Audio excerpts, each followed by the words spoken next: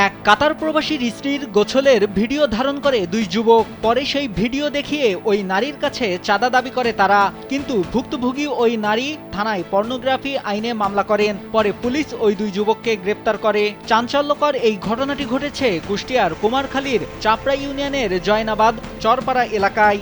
জানা যায় ভুক্তভোগী ওই নারী ও অভিযুক্ত দুই যুবক সম্পর্কে আপন চাচি ভাতিজা। ন্যাক্কারজনক এমন ঘটনায় এলাকায় আলোচনা সমালোচনার ঝড় বইছে। কুমারখালী থানার ভারপ্রাপ্ত কর্মকর্তা মোহাম্মদ সুলাইমান শেখ বলেন, চাচির ভিডিও ধারণ করার অভিযোগে পর্নোগ্রাফি মামলায় দুইজনকে গ্রেপ্তার করে আদালতের মাধ্যমে কারাগারে পাঠানো হয়েছে।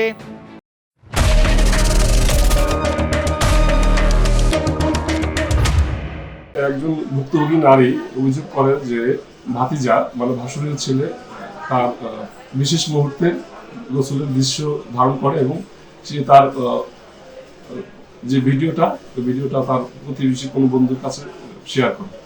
পরবর্তীতে ভুক্তভোগী জানতে পেরে আমাদের থানাতে অভিযোগ করে। আমরা অভিযোগের প্রেক্ষিতে মামলা রুজুপূর্বক আসামিদেরকে গ্রেপ্তার করি। গ্রেপ্তার করে থানাতে নিয়ে আসি এবং জিজ্ঞাসাবাদে তারা ঘটনার সত্যতা স্বীকার করেছে। চাষির কাছ থেকে টাকা নেওয়ার উদ্দেশ্যে হয়তো করেছেন, যে ভিডিওটা দেখে তারা হয়তো তার স্বামী যেহেতু বিদেশে থাকে